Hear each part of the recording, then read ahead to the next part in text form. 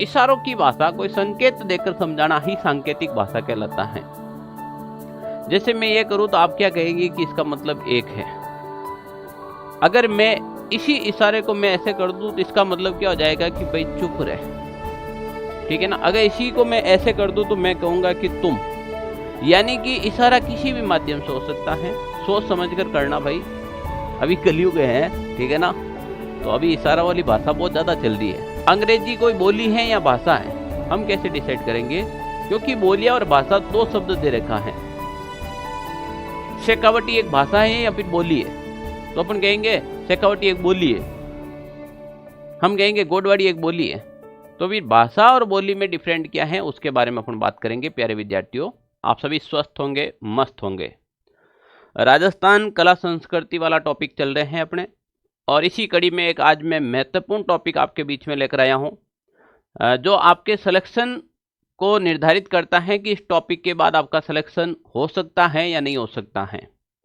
मित्रों, मैं बात करूं राजस्थान के जैसे लोक देवी देवता हमने पढ़े हैं, तो लोक देवी देवता आप पढ़ेंगे तो भी इतने ही नंबर आएंगे, और अगर कोई नहीं पढ़ेगा तो भी उतना ही नंबर आएगा। जैसे बाबा रामदेव जी का मुख्य स्थान कहाँ है, रुणेचा, सबको पता है। पर प्यारे विद्यार्थियों, आज का जो टॉपिक है अपना वो है राजस्थान की भाषा, बोलियां और साहित्य। बहुत ही इंपॉर्टेंट टॉपिक है। इस टॉपिक में जब क्वेश्चन आता है तो हर बार भीड़ से अलग करता है। अगर आपको ये क्वेश्चन आता है तो ये क्लास बहुत ही इंपॉर्टेंट है, आप इसको मिस ना कीजिएगा, कंप्लीट देखिएगा। आज की अपन क्लास शुरू करते हैं, आप सभी साथ में जुड़ जाएगा। सबको सुप्रभात, सबको गुड मॉर्निंग, सबका स्वागत है। ओके, चलो प्यारे विद्यार्थियों, टॉपिक का नाम है अपना भाषा, बोलियां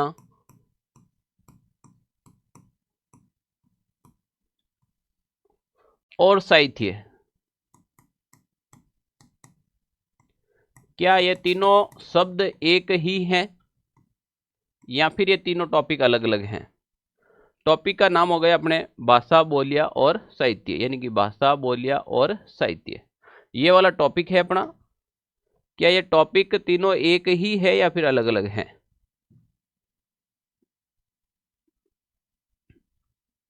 लो भाई, भाषा, बोलियां और साहित्य। सबका स्वागत है।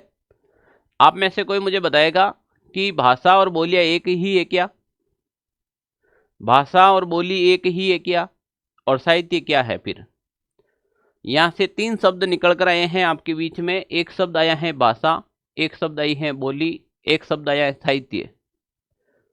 अगर एक चौथा शब्द मैं और डाल दूं इसके बीच में तो एक शब्द बन जाएगा आपके लिपि।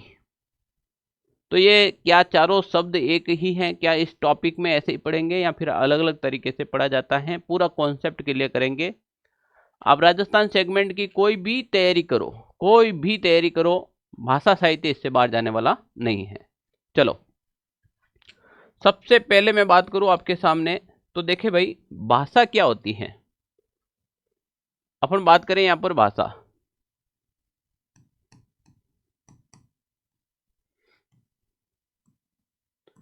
कोई मुझे भाषा की परिभाषा बताएगा क्या आप में से, भाषा क्या होती है। भाषा शब्द का प्रयोग कहां किया जाता है। क्या मैं ये कह सकता हूं कि व्यक्ति के विचार आदान प्रदान करने का एक माध्यम है।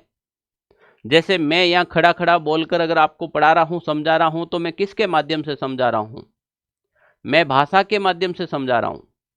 हाँ, ये बात जरूर है कि मेरे बोलने का माध्यम जो भाषा है वो मौखिक भाषा है। मैंने अपने हैंड रिटन नोट्स निकाल कर दिए हैं पशु परीक्षक, सीईटी या पटवार या लैब असिस्टेंट किसी को भी, तो वो मेरी भाषा लिखित थी, क्योंकि मैंने अपने हाथ से हैंड रिटन नोट्स लिख कर दिए हैं। वो भी समझाने का माध्यम था। मैंने हैंड रिटन नोट्स के माध्यम से भी आपको समझाया है, वो भी समझाने का माध्यम था, पर वो लिखित भाषा का था। तो यहां से मैं आपको ये शब्द कह सकता हूं कि भाषा के मुख्य रूप से दो रूप होते हैं। वैसे तीन होते हैं, पर मुख्य रूप से दो रूप होते हैं, जिसमें एक होता है आपके सांकेतिक भाषा और दूसरा होता है आपके, एक होता है आपके सांकेतिक भाषा और दूसरा होता है आपके, बिल्कुल लिखित भाषा और मौखिक भाषा। एक मिनट। तो भाषा मुख्य रूप से कितने प्रकार की हो सकती है आपके? 2 प्रकार की, और वैसे अपन इसका रूप मान सकते हैं 3 मान सकते हैं। कितना मान सकते हैं? 3 रूप मान सकते हैं ना।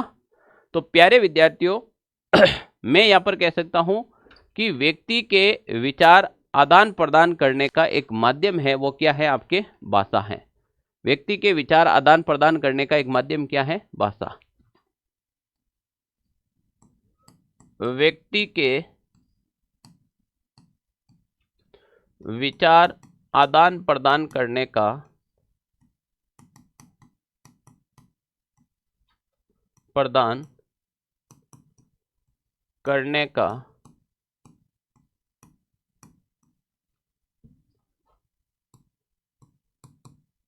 करने का माध्यम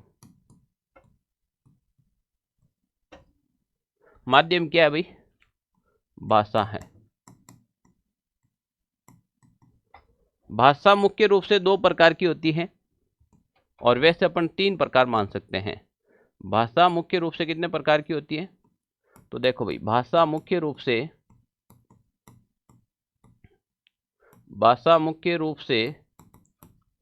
2 प्रकार की होती है। भाषा मुख्य रूप से 2 प्रकार की होती है। अब देखो 2 प्रकार कौन कौन से हैं? तो भाषा एक तो हो सकती है आपके मौखिक भाषा। कौन सी भाषा हो सकती है भाई? मौखिक भाषा। और एक हो सकती है आपके लिखित भाषा। लिखित भाषा। अगर अपन तीसरी भाषा माने तो तीसरी भाषा के रूप में मैं इसीलिए यहां पर स्टार लगा रहा हूं कि अपन एक सांकेतिक भाषा भी कह सकते हैं। सांकेतिक भाषा। सांकेतिक भाषा का मतलब ये होता है इशारों की भाषा, कोई संकेत देकर समझाना ही सांकेतिक भाषा कहलाता है। जैसे मैं ये करूं तो आप क्या कहेंगे कि इसका मतलब एक है। अगर मैं इसी इशारे को मैं ऐसे कर दूं तो इसका मतलब क्या हो जाएगा कि भाई चुप रहे, ठीक है ना। अगर इसी को मैं ऐसे कर दूं तो मैं कहूंगा कि तुम। यानी कि इशारा किसी भी माध्यम से हो सकता है, सोच समझ कर करना भाई। अभी कलयुग है, ठीक है ना, तो अभी इशारा वाली भाषा बहुत ज़्यादा चल रही है, ठीक है। तो प्यारे विद्यार्थियों ध्यान रखना, संकेत करना भी एक भाषा होती है, तो सांकेतिक भाषा भी हो सकती है। तो व्यक्ति के विचार आदान प्रदान करने का एक माध्यम है भाषा। भाषा मौखिक हो सकती है, लिखित हो सकती है, या फिर सांकेतिक हो सकती है। अब मैं कहूं कि भाषा किसे कह सकते हैं, कैसे डिसाइड होगी कि यह भाषा है? मुझे बताइए, क्या राजस्थानी भाषा है? क्या मारवाड़ी भाषा है? क्या गोडवाड़ी भाषा है? तो हम कैसे डिसाइड करेंगे कि गोडवाड़ी बोली है या फिर भाषा है? अंग्रेजी कोई बोली है या भाषा है? हम कैसे डिसाइड करेंगे? क्योंकि बोलियां और भाषा 2 शब्द दे रखा है। शेखावटी एक भाषा है या फिर बोली है? तो अपन कहेंगे शेखावटी एक बोली है, हम कहेंगे गोडवाड़ी एक बोली है। तो फिर भाषा और बोली में डिफरेंट क्या है उसके बारे में अपन बात करेंगे प्यारे विद्यार्थियों। हाँ, यही तो डिसाइड करना है अपन को। तो मेजर तौर पर भाषा को अपन किस प्रकार से डिवाइड कर सकते हैं? तो देखिए भाई, क्या देखना है आपको यहां पर? तो देखिए, भाषा की बात करो तो सबसे पहले भाषा के बारे में 3 पॉइंट ध्यान रखना। भाषा के संदर्भ में 3 पॉइंट याद रखना है। कौन कौन से? सबसे पहले, भाषा बड़े क्षेत्र में बोली जाएगी। भाषा का क्षेत्र होगा वो बड़ा होगा।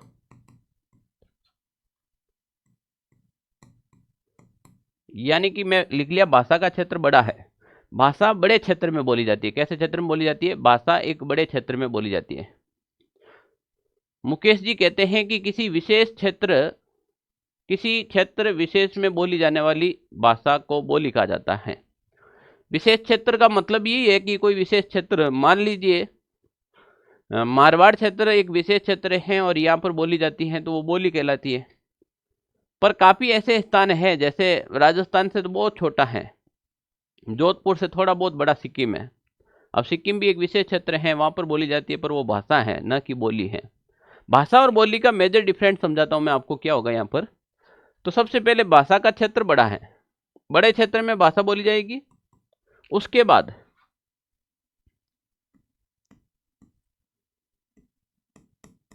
भाषा की, यहां पे एक शब्द का प्रयोग कर रहा हूं मैं, यहां पे एक शब्द का प्रयोग कर रहा हूं मैं, लिपि शब्द का प्रयोग कर रहा हूं, यानी कि भाषा की लिपि।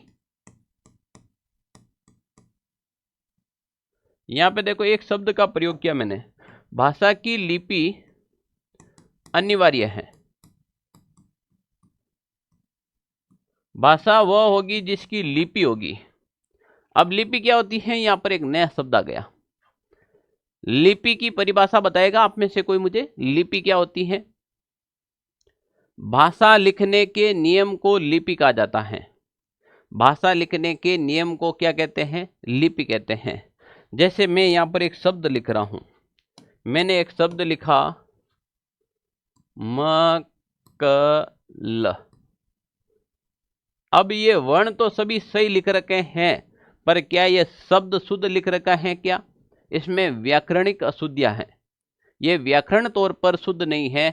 अगर इसको लिपि के अनुसार लिखा जाए, इसमें व्याकरणिक नियमों का प्रयोग किया जाए, तो मैं इन शब्दों को अगर ऐसे लिखूं, मैं क को इधर लेके जाऊं, मैं म को आगे लेके चला जाऊं और ल को पीछे लेके चला जाऊं, तो ये एक व्याकरणिक शुद्ध रूप हो गया कमल। कमल क्या हो गया? कमल। ओके, तो देखो, तो यहां पर हो गया आपके कमल, कमल क्या हो गया? कमल हो गया, ध्यान रखना। मकल, तो ये एक व्याकरणिक अशुद्धि है। तो ये ही लिपि होती है। भाषा लिखने के व्याकरणिक नियमों को लिपि कहते हैं। भाषा लिखने के व्याकरणिक रूप को क्या कहते हैं? लिपि कहते हैं। अब एग्जाम्पल के लिए जैसे मैं बताऊं, मान लीजिए एग्जाम्पल के लिए ऐसी कौन कौन सी भाषाएं जिसकी लिपि है और आपको पता है। जैसे मैं एग्जाम्पल दूं भाषा के क्षेत्र में, भाषा के क्षेत्र में अपन जैसे एग्जाम्पल देते हैं, जैसे मान लीजिए अनिवार्य है, जैसे यहीं से अपन एग्जाम्पल देते हैं। जैसे मैं कह दूं आपके, तो देखो, जैसे आपके हिंदी एक भाषा है। हिंदी क्या है? एक भाषा है। अंग्रेजी एक क्या है? भाषा है। जैसे पंजाबी एक क्या है? भाषा है। जैसे संस्कृत एक क्या है? जैसे संस्कृत एक क्या है भाई? भाषा है। अब किस आधार पर है? क्योंकि इन सब की बोलियां लिपि है, इन सब की क्या है? लिपि है। जैसे हिंदी भाषा की जो लिपि है वो देवनागरी है। हिंदी भाषा की लिपि क्या हो जाएगी? देवनागरी हो जाएगी। इसी प्रकार मैं बात करूं आपके, हिंदी भाषा की लिपि देवनागरी हो गई। इसी प्रकार अंग्रेजी भाषा की जो लिपि हो जाएगी, अंग्रेजी भाषा की जो लिपि है वो आपके रोमन लिपि हो जाएगी। अंग्रेजी भाषा की जो लिपि है वो क्या है भाई? रोमन।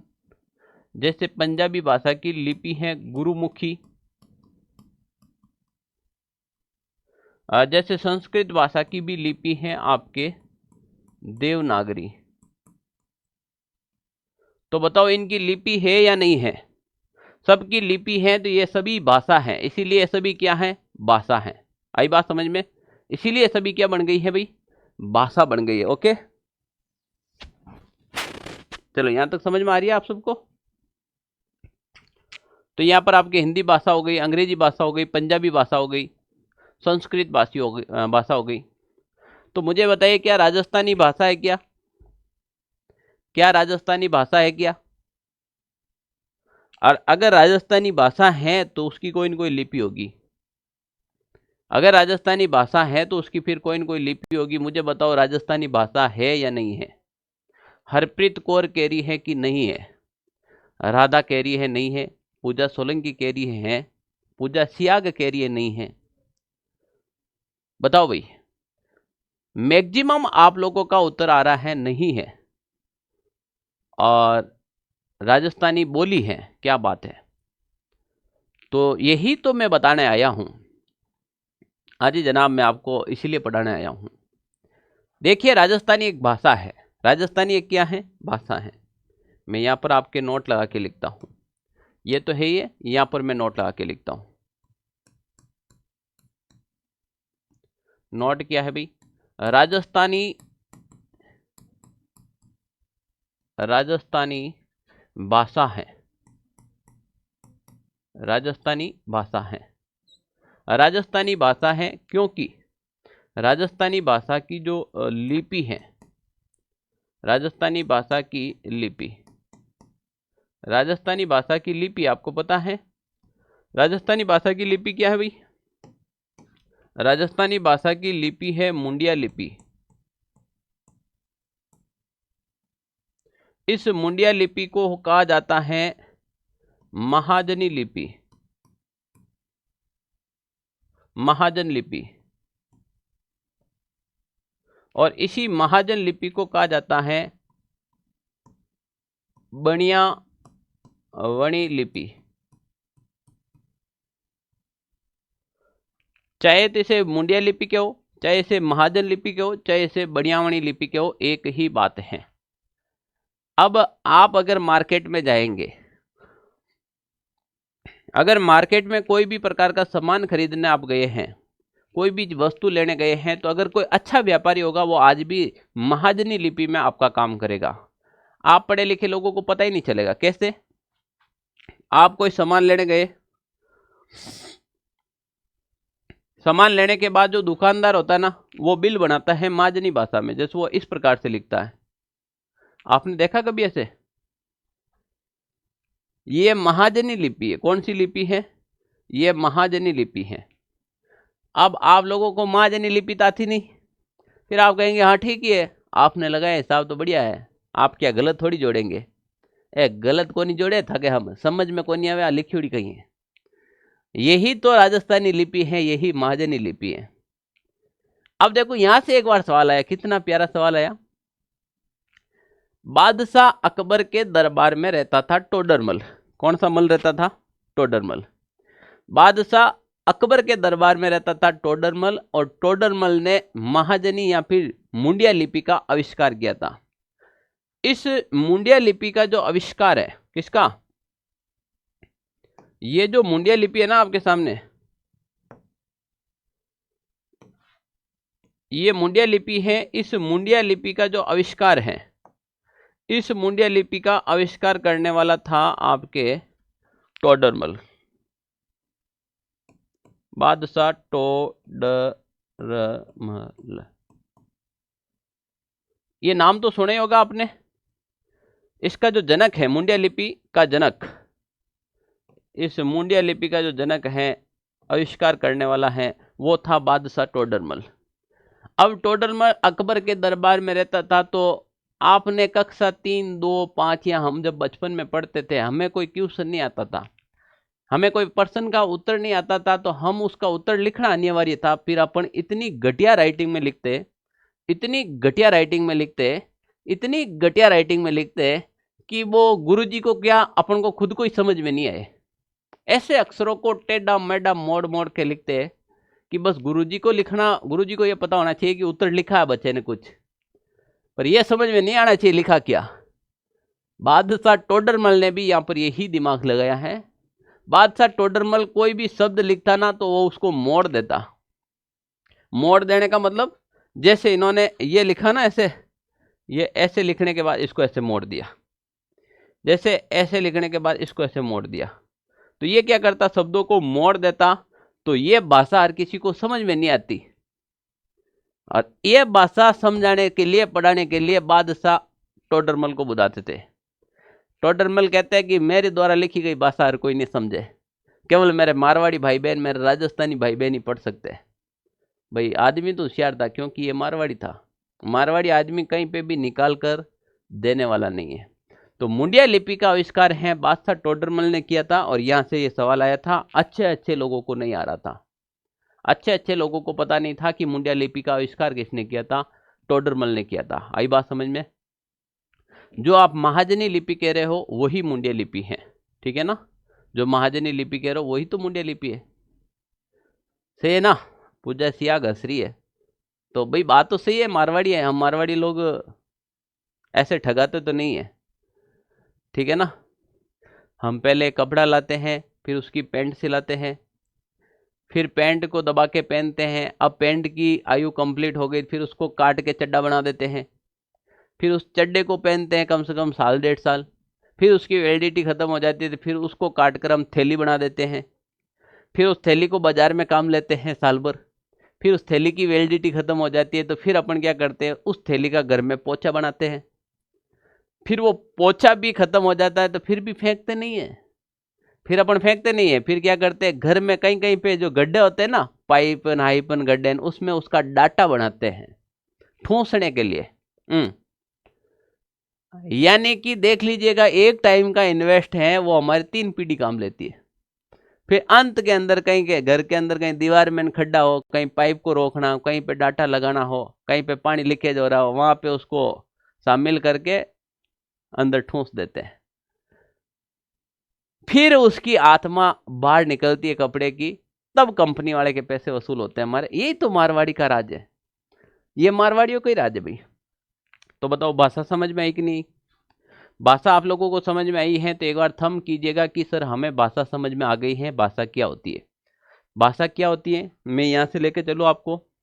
व्यक्ति के विचार आदान प्रदान करने का माध्यम भाषा है। भाषा मुख्य रूप से 2 प्रकार की होती है, एक मौखिक और एक लिखित, और तीसरी अगर अपन माने तो वो कौन सी हो जाएगी भाई? सांकेतिक भाषा हो जाएगी। पर मुख्य रूप से कौन सी है? 2 ही है। तीसरी अगर माने तो सांकेतिक हो जाएगी। ओके। फिर हमने कहा कि भाषा का क्षेत्र हमेशा बड़ा होता है। भाषा का क्षेत्र क्या होता है? बड़ा होता है। भाषा की लिपि अनिवार्य है। जैसे एग्जाम्पल के लिए हिंदी, अंग्रेजी, पंजाबी, संस्कृत, ये सभी भाषा हैं और इसकी लिपि है देवनागरी, रोमन, गुरुमुखी और संस्कृत की भी देवनागरी है। राजस्थानी भी एक भाषा है। क्यों है? क्योंकि इसकी भी एक लिपि है। राजस्थानी भाषा की लिपि कौन सी है? मुंडिया है, या फिर महाजन लिपि कह सकते हो, या बढ़ियावाड़ी लिपि कह सकते हो। मुंडिया लिपि का आविष्कार किसने किया था? टोडरमल ने किया था। किसने किया था? टोडरमल ने। कंप्लीट ना? ओके। चलो, सबने थम कर दिया। निशा जोशी, आरती, ठीक है ना, श्याम चौधरी, अलका मीणा, मंजू शर्मा, सबका स्वागत है, ठीक है ना। सभी ने आंसर दिया है। अब देखो, अब आएगी आपके सामने बोली। तो भाई भाषा हो गई, तो बोली बताओ, बोली क्या होती है? तो बोली क्या होती है? भाषा की थोड़ी सी अपोजिट होती है। भाषा की थोड़ी सी अपोजिट होती है। कैसे? जैसे भाषा बड़े क्षेत्र में बोली जाएगी तो बोली हमेशा कैसे? छोटे क्षेत्र में बोली जाएगी। ध्यान रख लेना, भाषा बड़े क्षेत्र में तो बोली कैसे? छोटे क्षेत्र में बोली जाएगी, है ना। भाषा की लिपि अनिवार्य है तो बोली की लिपि अनिवार्य नहीं है। ओके, चलो।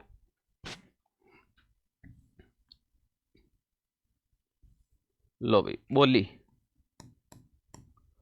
बोली के बारे में अपन बात करें।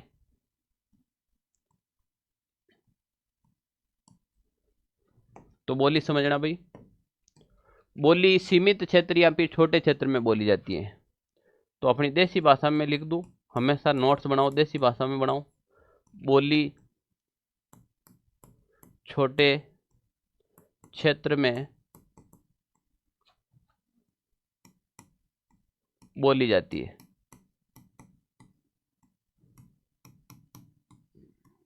बोली छोटे क्षेत्र में बोली जाती है। दूसरी बात, बोली की लिपि अनिवार्य नहीं है। बोली की जो लिपि है, बोली की लिपि अनिवार्य नहीं है। अनिवार्य नहीं है, यानी कि बोली की लिपि हो भी सकती है, नहीं भी हो सकती है। जरूरी नहीं है, हो भी सकती है और नहीं भी हो सकती है। जैसे मुझे बताओ, मारवाड़ी भाषा है या फिर बोली है? मारवाड़ी भाषा है या फिर बोली है? जल्दी से आंसर कमेंट करो। भाषा भी विशेष क्षेत्र में बोली जाती है, बोली भी विशेष क्षेत्र में बोली जाती है, उसका कोई डिफरेंट नहीं है, क्षेत्र में ही बोली जाएगी। ऐसा तो है नहीं कि भाषा कई अलग विशेष क्षेत्र में बोली जाती है ना। पर मेजर अंतर है इसका, एक तो क्षेत्र छोटा होगा और बोली की लिपि अनिवार्य नहीं है। मेन पॉइंट ये है। मारवाड़ी भाषा है या फिर बोली है? चलो, आप सभी कह रहे हो बोली है, बोली है, बोली है, बोली है। पर मैं ये बताता हूं भाषा लिखने के नियम को लिपि कहते हैं। अगर किसी भी बोली को अगर अपन लिख सकते हैं उसका मतलब उसकी लिपि है।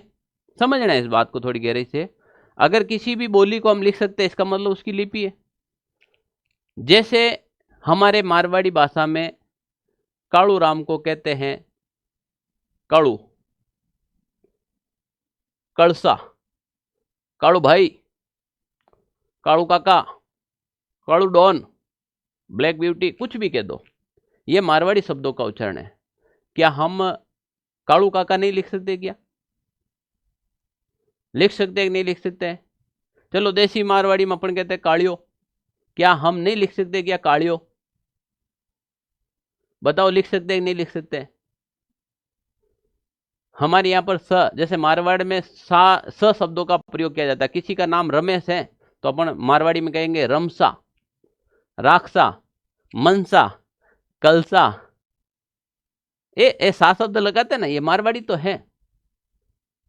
अब कालू नाम है तो कलसा, मनीष नाम है तो मनसा, राकेश नाम है तो राक्षा। कहते कि नहीं कहते? पप्पू सिंह नाम है तो पप्ता। तो हम यहां पर सा शब्दों का प्रयोग लगाते। अब मुझे ये बताओ, क्या पपसा हम नहीं लिख सकते? क्या रमसा नहीं लिख सकते हैं? क्या रवसा नहीं लिख सकते? क्या अभी रविंद्र सिंह भाटी को यहां मारवाड़ में कहते हैं रवसा, तो रवसा नहीं लिख सकते? क्या लिख सकते हैं? तो लिख सकते हैं तो कुछ बताओ, मारवाड़ी की लिपि है कि नहीं है? मारवाड़ी की लिपि है या फिर नहीं है? चलो फिर, अब आप तो अपने वचनों से मुकर गए। आपने कहा यस यस लिख सकते हैं, यस इसका मतलब इसकी लिपि है। इसका मतलब मैं ये क्या कह सकता हूं क्या कि बोली की लिपि है, यानी कि मारवाड़ी की लिपि है। तो मारवाड़ी एक बोली नहीं, भाषा है। बोलियां कुछ ऐसी होती है जिसकी लिपि अनिवार्य नहीं है, हो सकती है। मारवाड़ी भाषा को देवनागरी लिपि में लिखा जा सकता है, पर देवनागरी लिपि मारवाड़ी की नहीं है। कैसे? एग्जाम्पल के लिए समझो। जैसे मान लो कोई गाय जा रही है, आपके खेत की तरफ भाग रही है, या आपकी भैंस कहीं भाग रही है। अब आप वहां पर कहेंगे द द द कै। अब बताओ उसको लिख सकते हो क्या? आप गाय को रोकेंगे तो क्या कहेंगे? एक गाय भाग रही है आपके सामने से, आप उसको रोकना चाहते हैं, या एक गाय को आप भगाना चाहते हैं, तो उसको क्या कहेंगे? तो अपन देसी भाषा में शब्दों का प्रयोग करते हैं, दह, कह, ऐसे शब्दों का प्रयोग करते हैं ना। तो वो लिख सकते हैं क्या?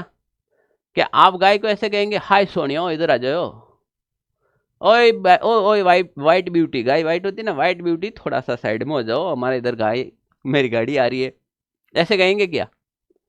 तो गाय तुम्हारी सुनने वाली नहीं है, उसको उसी की भाषा में समझाना पड़ेगा। ऊंट को पानी पिलाते हैं मारवाड़ी भाषा में, अपन कहते हैं जय जय जय। ओ जय लिख सकते क्या अपन? तो वो शब्द नहीं लिख सकते, इसीलिए यहां पर आकर लिपि फेल हो जाती है। यहां आकर लिपि क्या हो जाती है? फेल हो जाती है। आई बात समझ में? इसीलिए मारवाड़ी एक बोली है, इसीलिए मारवाड़ी क्या है? बोली है। तो एग्जाम्पल के लिए यहां पर मैं लिख दूं, बेटे हंस रहे हैं, मजा आ रहा है ना? चलो भाई, एग्जाम्पल के लिए लिख दूं, जैसे अपन कह सकते हैं बोली के अंदर मारवाड़ी, मारवाड़ी आपकी एक बोली है। जैसे मैं कह सकता हूं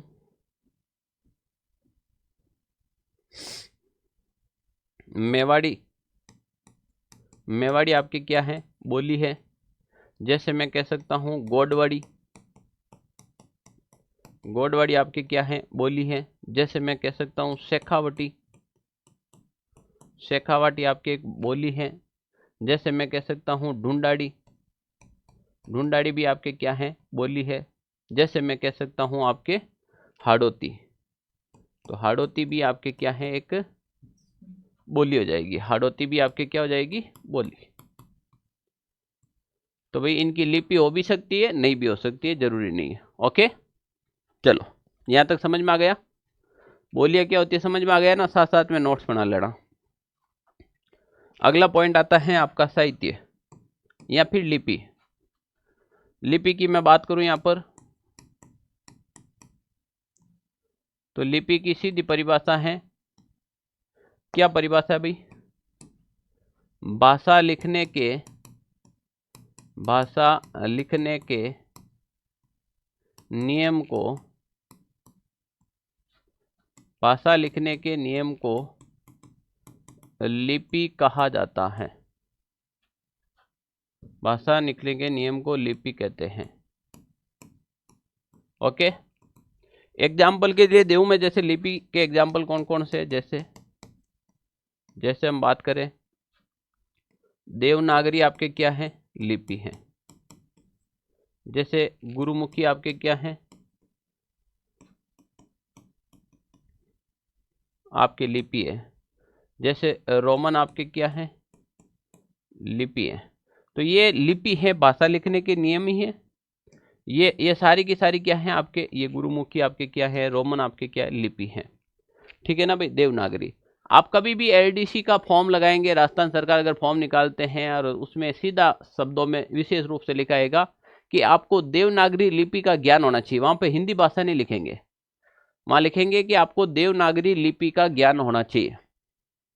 जिसको लिपि का ज्ञान होगा वो लिख भी लेगा और पढ़ भी लेगा, इसीलिए कहते हैं देवनागरी लिपि का ज्ञान होना चाहिए। आई बात समझ में। अब हम साहित्य की बात कर ले। भाषा समझ लिया हमने, बोलिया समझ लिया, लिपि समझ ली, साहित्य क्या होता है। साहित्य क्या होता भाई, रई मन धागा प्रेम का, मत तोड़े चिटकाई, टूटे से फिर ना मिले, मिले तो घाट पड़ जाए। पत्थर पूजे हरी मिले, तो मैं पूजू पाड़, ताते ये चाकी भली, पीस खाई संसार।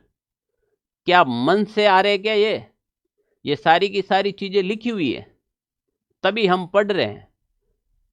तो भाषा का कोई भी लिखित रूप होगा वो साहित्य कहलाएगा। भाषा का लिखित रूप होगा वो क्या कहलाएगा, साहित्य। सोनिया चौधरी ने लिखा भाषा का लिखित रूप साहित्य, बिल्कुल सही है। भाषा का जो लिखित रूप होगा वो क्या कहलाएगा, साहित्य कहलाएगा। आई बात समझ में। सर शेखावटी मारवाड़ी क्यों बोलिए, बिल्कुल मारवाड़ी क्यों बोलिए। अभी तो मैं केवल इंट्रोडक्शन दे रहा हूं, ठीक है ना, अभी तो इंट्रोडक्शन दे रहा हूं।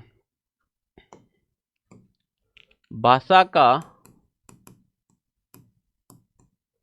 लिखित रूप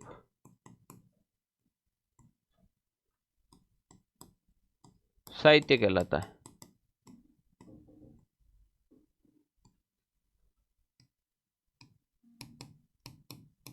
भाषा का लिखित रूप क्या कहलाता है, साहित्य कहलाता है। आई बात में समझ में। अब जैसे भाषा का लिखित रूप साहित्य कहलाता है तो कौन कौन से साहित्य है, जैसे मैं बात करूं, यहां पे कुछ एग्जाम्पल देता हूं मैं आपको। जैसे पृथ्वीराज रासो,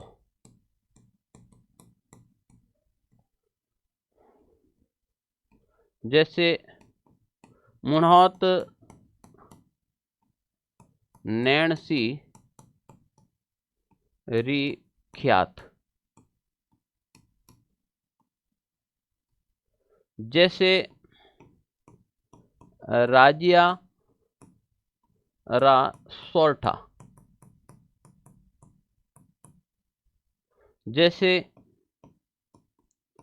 वेली किशन रुक्मणी री। आई बात समझ में। अब यहां पर मैंने सारी चीजें अलग लिखी। जैसे यहां पर मैंने लिखा पृथ्वीराज रासो, यहां पर मैंने लिखा मुनोत नैणसी की ख्यात, या मैंने लिखा राजियारा सोरठा, या मैंने लिखा वेली किशन रुक्मणी। तो ये साहित्य के अलग अलग रूप हैं। कहीं पे रासो लिखा जाता है, कहीं पे ख्यात लिखा जाता है, कहीं पे वेली लिखी जाती है, कहीं पे सोरठा लिखा जाता है। आई बात समझ में। जैसे कहीं पे छंद लिखा जाता है, बिल्कुल। मुकेश सोलंकी कह रहे हैं भाई एक बिंदनी दो बिंद, बिल्कुल ये रचना एक बिंदनी और दो बिंद, एक बिंदनी और दो बिंद रचना है। अभी आधुनिक रचना आएगी एक बिंदनी और कई बिंद। एक बहुत बढ़िया रचना हुई कि मैं हूं गोरी किण प्यूरी। हूं गोरी किण प्यूरी का मतलब समझ दो, एक लड़की की शादी हो गई थी पहले फोन ऑन था नहीं, माध्यम ऐसा था नहीं, तो अब उसकी शादी होने के बाद वो ससुराल चली गई और पति था उसका परदेश चला गया पैसे कमाने के लिए, कहीं चला गया ईरान इराक। अब वहाँ पे गया और उसका वीज़ा पासवर्ड गुम हो गया, क्या पता 1 साल वापस नहीं आया, 2 साल नहीं आया, 5 साल नहीं आया, 7 साल नहीं आया, 8 साल, 10 साल।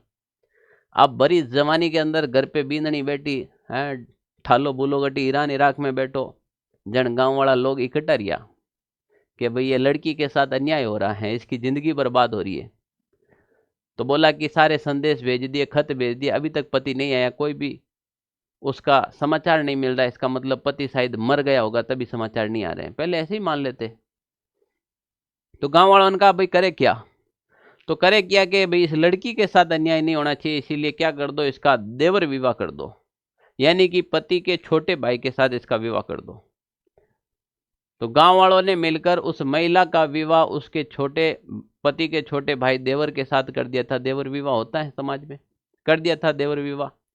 अब वो पत्नी और वो देवर जो नया पति बना वो आपस में एकदम खुश रह रहे थे, और खुश रह रहे थे तो 2-3 मॉडल भी आए उनके।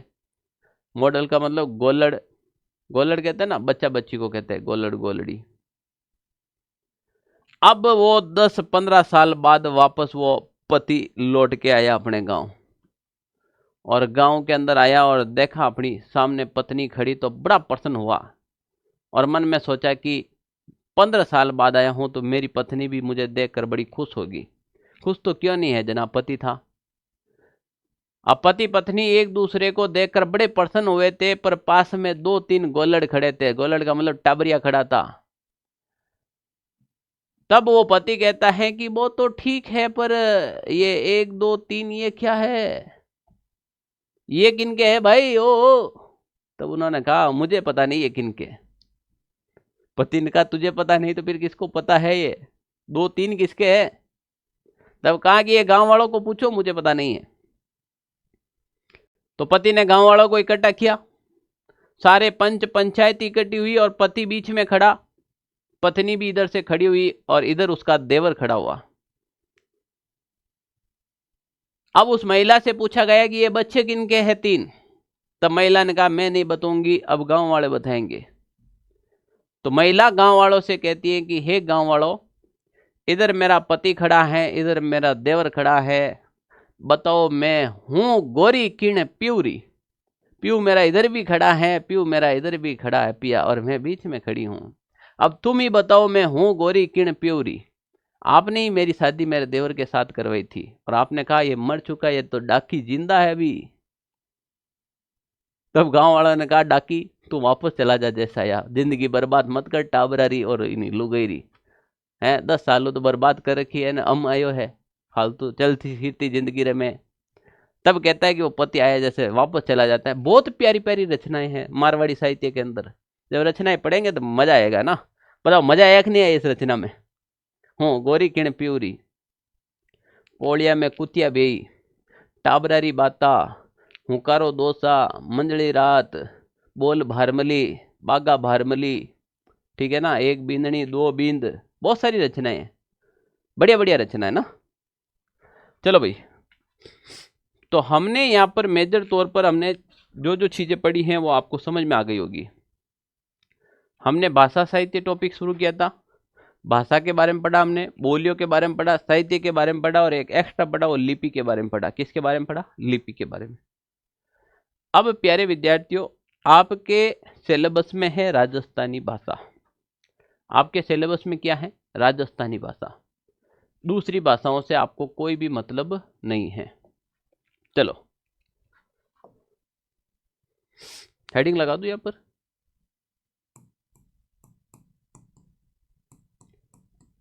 राजस्थानी भाषा। आपके सिलेबस में कौन सी भाषा दे रखी हुई, राजस्थानी भाषा। ओके, हमें पढ़ना है राजस्थानी भाषा के बारे में। कौन सी भाषा के बारे में, राजस्थानी भाषा के बारे में। मुझे ये बताओ, क्या राजस्थानी भाषा एक संवैधानिक भाषा है या असंवैधानिक भाषा है। सबसे पहला सवाल यही आता है, राजस्थानी भाषा है वो संवैधानिक भाषा है या असंवैधानिक भाषा है। जल्दी से आंसर कमेंट कीजिएगा, इतना टाइम नहीं लगना चाहिए। असूलों पर आंच आए तो टकराना जरूरी है, अगर तुम जिंदा हो तो जिंदा नजर आना जरूरी है। मरे हुए कमेंट लिखो साथ साथ में। संवैधानिक, असंवैधानिक। सोनिया चौधरी कह रही है संवैधानिक है, मुकेश जी कह रहे हैं असंवैधानिक है, निशा जोशी कह रही नहीं है, पूजा सिया संवैधानिक है। तो संवैधानिक असंवैधानिक के बारे में पहले परिभाषा आपको आनी जरूरी है कि इसकी परिभाषा क्या है। संवैधानिक भाषा का मतलब तो वो होता है कि वह भाषा जिसका वर्णन अनुसूची 8 में किया गया हो, वह संवैधानिक भाषा है। अब बताओ राजस्थानी संवैधानिक भाषा है क्या? और संवैधानिक भाषा है तो फिर अपन यहाँ क्यों कह रहे हैं कि राजस्थानी भाषा को मान्यता प्राप्त दो या मान्यता दो? तो देखो, राजस्थानी भाषा के बारे में बात करूं तो राजस्थानी भाषा एक असंवैधानिक भाषा है।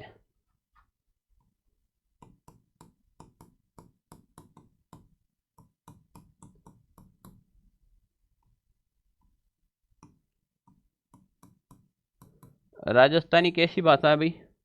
असंवैधानिक भाषा, बिल्कुल असंवैधानिक भाषा है। तो फिर संवैधानिक भाषा क्या हो जाएगी?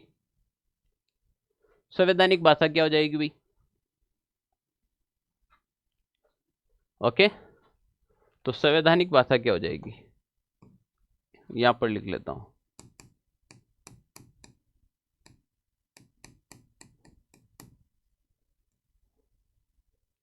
संवैधानिक भाषा क्या होगी? वह भाषा जिसका वर्णन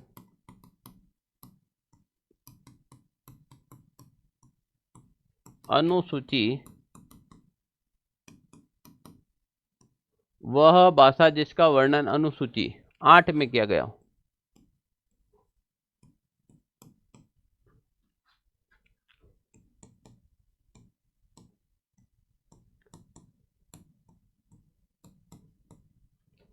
वह संवैधानिक भाषा है।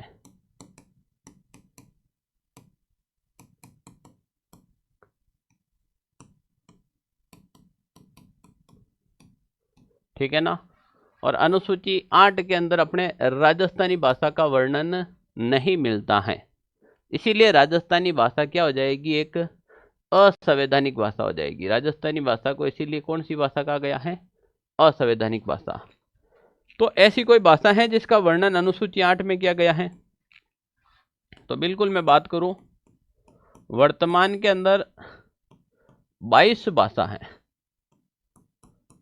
वर्तमान में 22 भाषा है जिसका वर्णन अनुसूची 8 में किया गया है। वर्तमान में कुल कितनी भाषा है भाई? 22 भाषा है जिसका वर्णन किस में किया गया है? अनुसूची 8 में किया गया। ओके, हाँ बिल्कुल, बोडोन, मैथिलीन, हेतेलीन, संथालीन, ठीक है ना? तो वो तो सब ठीक है। बताओ संस्कृत भाषा संवैधानिक है या फिर असंवैधानिक है? जल्दी से कमेंट करके बताओ मुझे, संस्कृत भाषा संवैधानिक भाषा है या फिर असंवैधानिक भाषा है? संस्कृत भाषा है वो संवैधानिक भाषा है या फिर असंवैधानिक भाषा है? जल्दी से बताइए।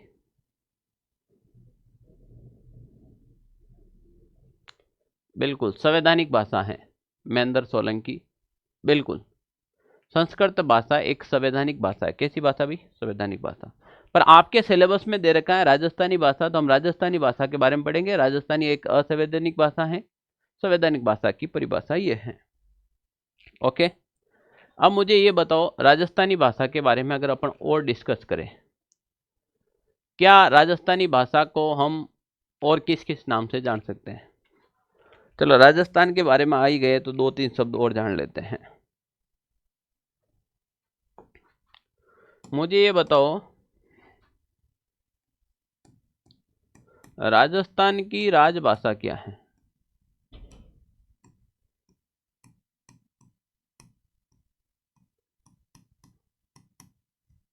राजस्थान की राजभाषा क्या है? दूसरा पॉइंट मुझे ये बताओ,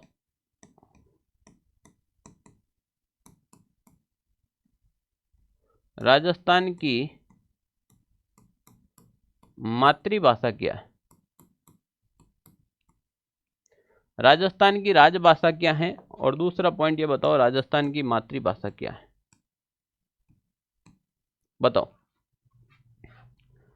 राजस्थान की राजभाषा मारवाड़ी, मातृभाषा मारवाड़ी। राजस्थान की राजभाषा हिंदी है, भाषा 14 सितंबर राजस्थान की, और मातृभाषा राजस्थानी है। बिल्कुल 21 फरवरी। सोनिया चौधरी, क्या नॉलेज रखते हो आप, क्या बात है। रजवाड़ी इन हिंदी इन टेको, टिपा टेको, सब एक बार टिपा टेक के देखो कितनी लंबी फेंक सकते हो, क्योंकि ये मारवाड़ वालों का परिचय है। अगर तुमने नहीं दिया तो सौगंध है तुम्हें, राजस्थान वालों तुम्हें सौगंध है, फेंकने में तुम पूरे वर्ल्ड में सबसे माहिर हो। तो आज लंबी लंबी फेंक के बताओ, बताओ। राजस्थान की राजभाषा, मातृभाषा, राजस्थान की राजभाषा है हिंदी। राजस्थान की राजभाषा है हिंदी और राजस्थान की मातृभाषा है राजस्थानी।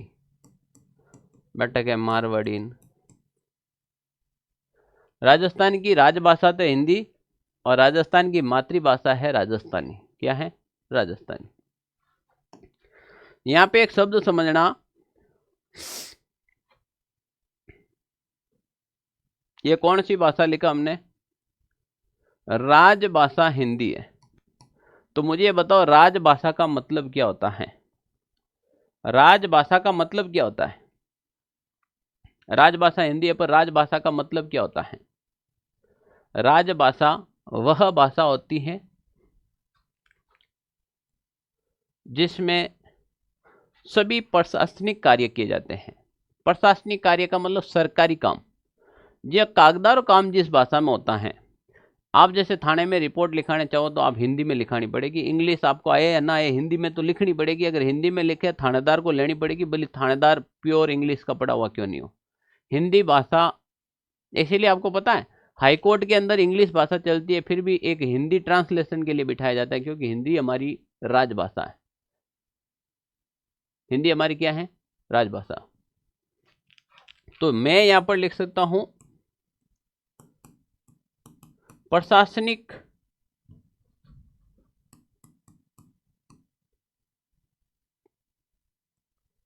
ऑब्लिक सरकारी कार्य।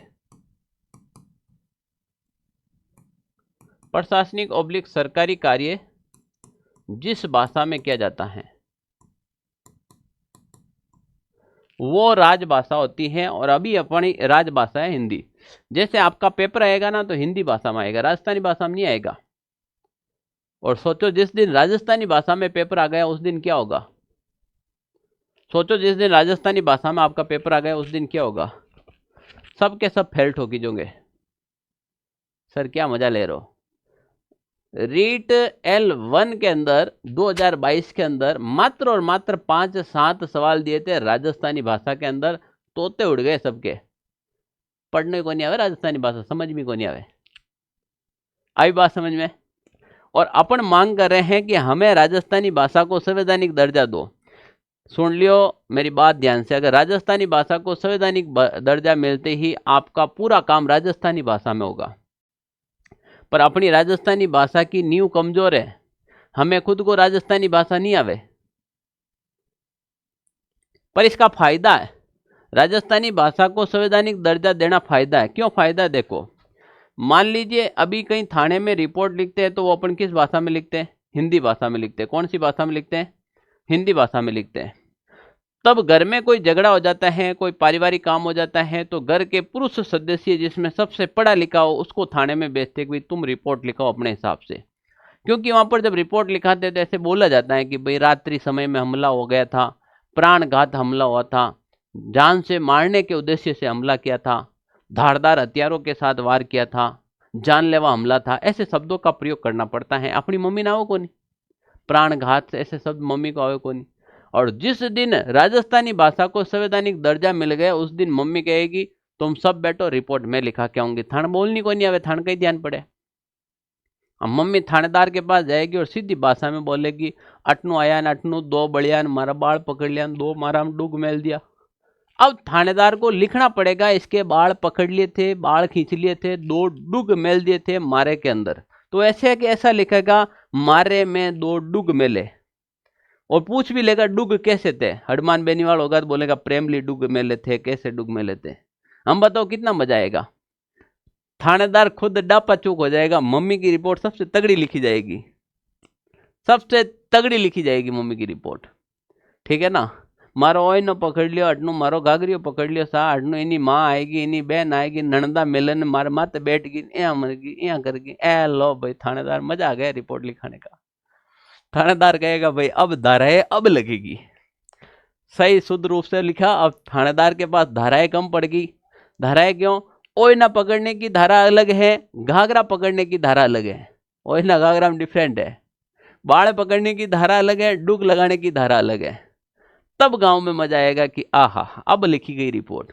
इसीलिए हम लड़ रहे हैं कि हमारी राजस्थानी भाषा को संवैधानिक दर्जा दो, हमारी राजस्थानी भाषा को क्या दो? संवैधानिक दर्जा दो, ताकि हमारे राजस्थान के सभी आदमी हैं वो प्रशासनिक सरकारी कार्य अपनी भाषा में कर सके। आई बात समझ में? तभी तो हम संघर्ष कर रहे हैं, क्योंकि हमें खुद को ही पता नहीं है। चलो बताओ, राजस्थानी भाषा दिवस कब मनाया जाता है? कितने विद्यार्थियों को आता बताओ? सर लाइब्रेरी में है, जोर से हंसी आ रही है। पढ़ने का तो मजा ऐसे आता है ना, बोरिंग में तो क्या पढ़ाना, बोर फील होता है, फिर क्या मजा। शुक्र करो कि आप मेरे सामने ऑफलाइन नहीं बैठे हो, ठीक है ना, वरना 5 घंटे 7 घंटे कब निकले तुम्हें पता ही नहीं चलेगा, ठीक है ना। तो भाई मुझे ये बताओ, राजस्थानी भाषा दिवस कब मनाया जाता है? वाह मजा आ गया भाई। पिंकी सांकला, पूजा सोलंकी, सबने लिखा है भाई। चंचल ने 21 फरवरी 21 फरवरी, चलो आपको पता तो है। 30 मार्च कौन बोला रही है? मंजू शर्मा, इसको पकड़ के लाओ इधर। 30 मार्च को राजस्थान दिवस मनाया जाता है।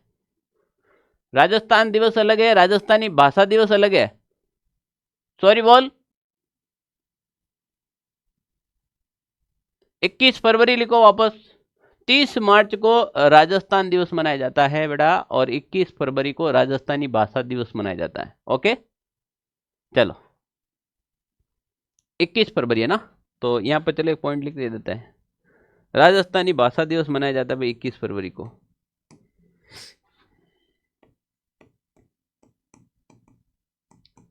राजस्थानी भाषा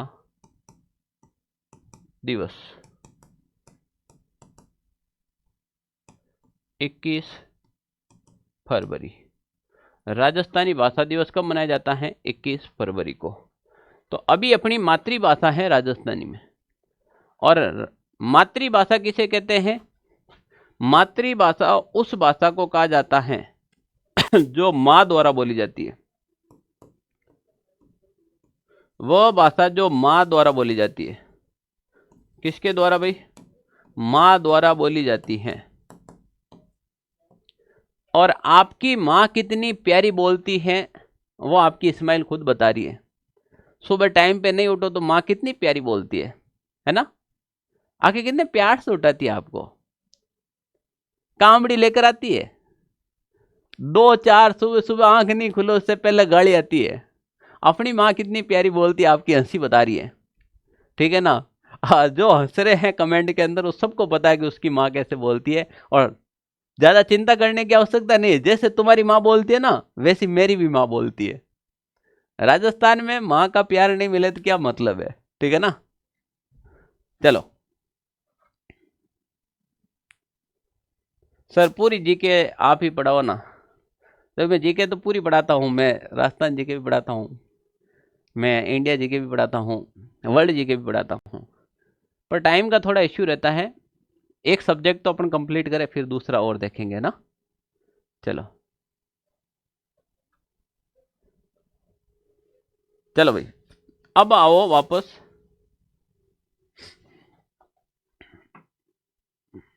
ठीक है, अब वापस आओ राजस्थानी भाषा के बारे में। आपके सिलेबस में दे रखा भी राजस्थानी भाषा। आपके सिलेबस में क्या दे रखा है? राजस्थानी भाषा, राजस्थानी भाषा। साथ साथ में अच्छे से नोट्स बना लेना, तुम्हारी ज़िंदगी में गोल्डन चांस है, दोबारा ऐसा पढ़ने को मौका न मिलेगा, अभी भी कह रहा हूँ भाई, ठीक है। पढ़ लियो, बस पढ़ लियो, और पढ़ो तो जम के पढ़ लो। लो भाई, राजस्थानी भाषा के बारे में आपको बात करा। मुझे ये बताओ, क्या मैं राजस्थानी भाषा को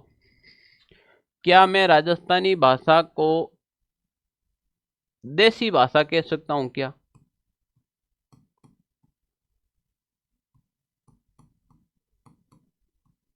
बताओ, क्या मैं राजस्थानी भाषा को देसी भाषा कह सकता हूं क्या? क्या मैं राजस्थानी भाषा को मारवाड़ी भाषा कह सकता हूं क्या?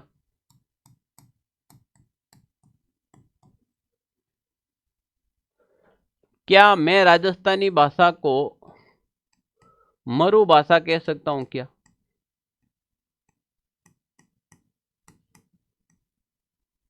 बताओ। नहीं सर, जी सर, नहीं सर, जी सर, नहीं सर, जी सर, नहीं सर, बस। इसके अलावा कोई शब्द हो तो बोलो तुम्हारे पास। वाह भाई, कह सकते हो सर, और भी हैं। चलो चलो भाई, मुझे यहां पर ये बताओ, राजस्थानी भाषा को देसी भाषा कह सकते हैं क्या अपन?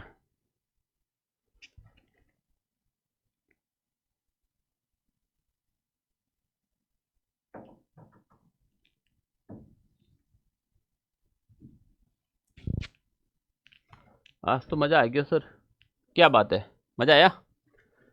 हाँ रोहित जी, इधर आओ।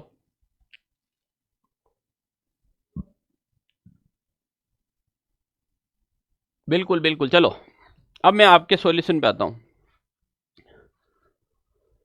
मुझे ये बताओ, राजस्थानी भाषा को मारवाड़ी भाषा कह सकेंगे? जैसे तुमने, किसी ने कहा कह सकते हैं और किसी ने कहा नहीं कह सकते हैं। आई बात समझ में? किसी ने कहा कह सकते हैं और किसी ने कहा नहीं कह सकते हैं।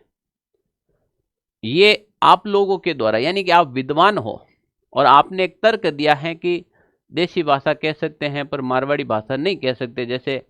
और आगे आएगा भाई, विद्वान कौन था? कि विद्वान मुकेश सोलंकी, आपकी आईडी से पता चलता है, ठीक है ना। ऐसे राजस्थान में आप जैसे हजारों विद्वान हुए थे और हजारों विद्वानों ने अलग अलग तर्क दिया था। According to Abul Fazl, according to Udyotan Suri, according to George Abraham Grierson, यानी कि इन विद्वानों के अनुसार अपन कह सकते हैं, वरना नहीं कह सकते हैं। अब कैसे कह सकते हैं, मुझे ये बताओ। सबसे पहले तो ये कॉन्सेप्ट क्लियर कर देता हूं, राजस्थानी भाषा को देसी भाषा कह सकते हैं या फिर नहीं कह सकते। सबसे पहले ये कॉन्सेप्ट समझ लो आप, राजस्थानी भाषा को देसी भाषा कह सकते हैं या नहीं कह सकते हैं? बिल्कुल कह सकते हैं। देसी और विदेशी दो शब्दों का प्रयोग हुआ। देसी का मतलब इसी देश में जो जन्मा है, इसी देश में जिसका विकास हुआ है, और विदेशी का मतलब होता है जो विदेश के अंदर है। मैंने बताओ, राजस्थानी भाषा की उत्पत्ति कहीं थाईलैंड में हुई, कहीं अफ्रीका में हुई? राजस्थानी भाषा की उत्पत्ति राजस्थान में रही नहीं, तो राजस्थानी भाषा देसी भाषा है। या इस देश की, मतलब हम कहवा देसी गाय, देसी दवाई, देसी घी, समझ में आयो आप? तो देसी गाय, देसी दवाई, देसी घी, ये सब जो अपने देश में उत्पन्न हो वो देसी कहलाते हैं। और यहाँ राजस्थानी भाषा की उत्पत्ति राजस्थान यानी कि इसी भारत देश में हुई थी, इसीलिए इसे देसी भाषा अपन कह सकते हैं। कोई परेशानी नहीं है, राजस्थानी भाषा ही देसी भाषा है। किस विद्वान के अनुसार? विद्वान संपत राज के अनुसार। क्यों? मैंने यहां पर आपको बता दिया है एग्जाम्पल देकर, विथ देसी गाय, देसी दवाई, देसी घी, देसी भाषा। आई बात समझ में? अब देखो, क्या राजस्थानी भाषा को मारवाड़ी भाषा कह सकते हैं क्या? बिल्कुल कह सकते हैं। ये राजस्थानी भाषा के लिए मारवाड़ी भाषा शब्द का प्रयोग करने वाला सबसे पहले विद्वान था, जिसका नाम था अबुल फजल। और अबुल फजल ने एक रचना की थी जिसका नाम था आईने ए अकबरी। आप सबको पता ही है। आईने अकबरी किसकी रचना थी? अबुल फजल की थी। और आईने अकबरी के अंदर सबसे पहले राजस्थान में प्रयुक्त होने वाली भाषा के लिए अबुल फजल ने मारवाड़ी भाषा का प्रयोग किया था, मारवाड़ी शब्द का प्रयोग किया था। इसका मतलब अबुल फजल के अनुसार राजस्थान में बोली जाने वाली भाषा मारवाड़ी भाषा है और राजस्थानी भाषा को ही मारवाड़ी भाषा कहा जाता है। एग्जाम में हजारों बार सवाल आ रखा है यहां से। दूसरा विद्वान था जिसका नाम था आपके क्या था आपके? पिंगल शिरोमणि। दूसरा विद्वान था अपने कुशल नाब था, जिन्होंने पिंगल शिरोमणि लिखी थी। ठीक है ना। अगर अबुल फजल का ऑप्शन नहीं मिलेगा आपको तो दूसरा मिलेगा, एक विद्वान था जिसका नाम था कुशल नाब, और कुशल नाब की रचना थी पिंगल शिरोमणि। पिंगल शिरोमणि, पिंगल शिरोमणि की रचना की थी कुशल नाब ने, और इन्होंने भी इसमें राजस्थानी भाषा, राजस्थान के लिए राजस्थानी भाषा के स्थान पर मारवाड़ी शब्द का प्रयोग किया था।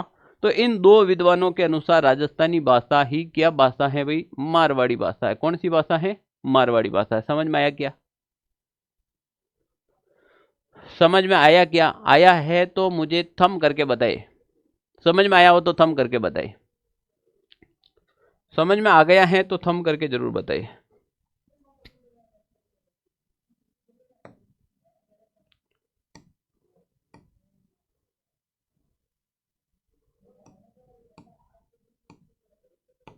ओके, बिल्कुल जी सर, जी सर। मजा आया कि नहीं आया क्लास में? आपने पहले ऐसी कभी भाषा साहित्य पढ़ा क्या? ऐसे भाषा साहित्य पढ़ा क्या आपने कभी? मजा आया कि नहीं आया बताओ? एग्जाम में सिंगल क्वेश्चन गलत नहीं होने दूंगा। मरु भाषा कहने वाला था आपके, देखो भाई हमारे यहाँ पर एक विद्वान हुए थे जिसका नाम था, उस विद्वान का नाम था उदोतन सूरी। नाम तो सुने होगा आपने उदोतन सूरी का।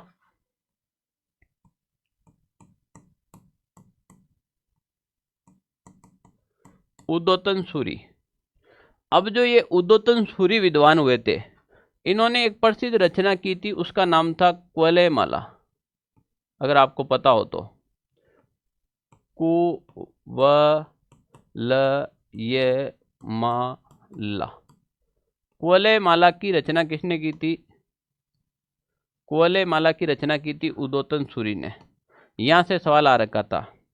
और कंप्यूटर अनुदेशक भर्ती को उठा के देखना, यहां से सवाल आया था कि कुवलयमाला जो रचना है, इसके अंदर उदोतन सूरी ने कुल 18 देशी भाषाओं का वर्णन किया था। कितनी? 18 देशी भाषा का वर्णन किया था। और 18 देशी भाषा में से एक भाषा थी वो आपके मरु भाषा भी थी इसमें। कौन सी? मरु भाषा, जो राजस्थान के लिए इन्होंने काम ली थी। अब यहां से कंप्यूटर अनुदेशक भर्ती में सीधा सवाल आया था, उदोतन सूरी ने क्वलेमाला में कुल कितनी भाषा का प्रयोग किया था? यहां से सीधा सवाल आया था, क्वलेमाला के अंदर कुल कितनी भाषा का प्रयोग किया था? यहां से सवाल आया था। कौन सी भर्ती के अंदर आया था? कंप्यूटर अनुदेशक भर्ती के अंदर यहां से सवाल आया था। अभी हाल ही में जो संपन्न हुई थी यही आया था, और उस समय अच्छे अच्छे विद्यार्थियों के तोते उड़ गए थे। आई बात समझ में? तो भाई देसी भाषा भी समझ में आ गया आपको, मारवाड़ी भाषा भी समझ में आ गया, मरु भाषा भी समझ में आ गया। तो सर राजस्थानी भाषा कहने वाला कौन था? राजस्थानी भाषा कहने वाले विद्वान थे जॉर्ज अब्राहम ग्रियर्सन। कौन थे भाई? George Abraham Grierson. George Abraham Grierson ने पहली बार कहा कि ये राजस्थानी भाषा है, और राजस्थानी भाषा का वैज्ञानिक अध्ययन भी जॉर्ज अब्राहम ग्रियर्सन ने किया था। राजस्थानी भाषा का वैज्ञानिक अध्ययन किसने किया? जॉर्ज अब्राहम ग्रियर्सन ने किया था। आई बात समझ में? तो प्यारे विद्यार्थियों, अभी तक हमने जो पढ़ा था, यहां से देखिए, हमने भाषा और बोलियां टॉपिक शुरू किया था। भाषा व्यक्ति के विचार आदान प्रदान करने का माध्यम भाषा मुख्य रूप से दो होती है, मौखिक, लिखित, और तीसरी माने तो सांकेतिक। भाषा बड़े क्षेत्र में बोली जाती है। भाषा की लिपि अनिवार्य है, जैसे हिंदी की देवनागरी, ये हिंदी की देवनागरी लिपि है ना। भाषा की लिपि क्या है भाई? अनिवार्य। भाषा की लिपि क्या है? अनिवार्य। तो अब यहां पर देखिए आप, हिंदी भाषा की लिपि है देवनागरी, अंग्रेजी भाषा की लिपि क्या हो जाएगी? रोमन, पंजाबी की गुरुमुखी और संस्कृत की क्या हो जाएगी? देवनागरी। राजस्थानी भी एक भाषा है क्योंकि इसकी लिपि है मुंडिया लिपि, इंपॉर्टेंट है, ध्यान रख लेना। महाजन और इसी बनियावणी कहते हैं। मुंडिया लिपि का आविष्कार किसने किया था? टोडरमल ने किया था। अक्षर कैसे होते हैं? मुड़े हुए होते हैं। बोली छोटे क्षेत्र में बोली जाती है, यहाँ से सवाल आता है। बोली की लिपि अनिवार्य नहीं है, यहाँ से सवाल आता है। जैसे मारवाड़ी, मेवाड़ी, गोडवाड़ी, शेखावटी, ढूंढाड़ी, हाड़ौती, ये सब बोलियां हैं। लिपि क्या होते हैं? भाषा लिखने के नियम को लिपि कहते हैं। जैसे देवनागरी लिखी हमने, जैसे गुरुमुखी, जैसे रोमन। साहित्य क्या है? भाषा का लिखित रूप होता है वो साहित्य कहलाता है। जैसे पृथ्वीराज रासो, ख्यात, सोरठा, वेली, ये कब लिखी जाती है? जब मैं साहित्य पढ़ूंगा उसमें बताऊंगा आपको, ठीक है ना। राजस्थानी भाषा हमारे सिलेबस में दे रखी है, हमने यहाँ से पढ़ा। ये एक असंवैधानिक भाषा है। संवैधानिक भाषा वह होती है जिसका वर्णन अनुसूची 8 में किया गया हो, और अनुसूची 8 में वर्तमान में संवैधानिक भाषा के रूप में 22 भाषा, कितनी है? 22। फिर हमने राजस्थान की राजभाषा हिंदी के बारे में पढ़ा। राजस्थान की मातृभाषा राजस्थानी है और राजस्थानी भाषा दिवस है वो 21 फरवरी को मनाया जाता है। मातृभाषा माँ द्वारा बोली जाती है और राजभाषा जिसमें प्रशासनिक या फिर सरकारी कार्य किए जाते हैं। फिर हम राजस्थानी भाषा के विद्वानों के तर्क पढ़े। अबुल फजल के अनुसार, उद्दोतन सूरी के अनुसार और जॉर्ज अब्राहम गिनियसन के अनुसार अब पढ़ेंगे। प्यारे विद्यार्थियों, अगर आपको क्लास पसंद आई है, मेरे पढ़ाने का कंटेंट अच्छा है, वास्तव में आपको लगता है कि इस कंटेंट के बलबूते हम नौकरी ले सकते हैं, मेरे पढ़ाने की शैली अगर आपको पसंद आई है, तो आप कमेंट जरूर कीजिएगा कि सर आपके पढ़ाने का तरीका बहुत अच्छा लगा हमें, आप क्लास से कंटिन्यू कीजिएगा, हमें मज़ा आ रहा है पढ़ने में। आप कमेंट करते हो तो हमें मोटिवेशन मिलता है क्लास लेने के लिए, ज़्यादा से ज़्यादा पढ़ाने के लिए। तो प्यार भरा आप साथ साथ में हमें कमेंट भी कीजिएगा। यही तो एक मोटिवेशन और यही तो एक बॉन्डिंग होता है विद्यार्थी और स्टूडेंट के बीच में, यही लोगों का प्यार होता है। धन्यवाद साथियों, मिलते हैं इसी टॉपिक को नेक्स्ट क्लास के साथ में अपन। आज के लिए धन्यवाद, इतना ही रहेगा। जय हिंद साथियों, इसका नेक्स्ट पार्ट बहुत जल्द मिलेगा आपको। जय हिंद।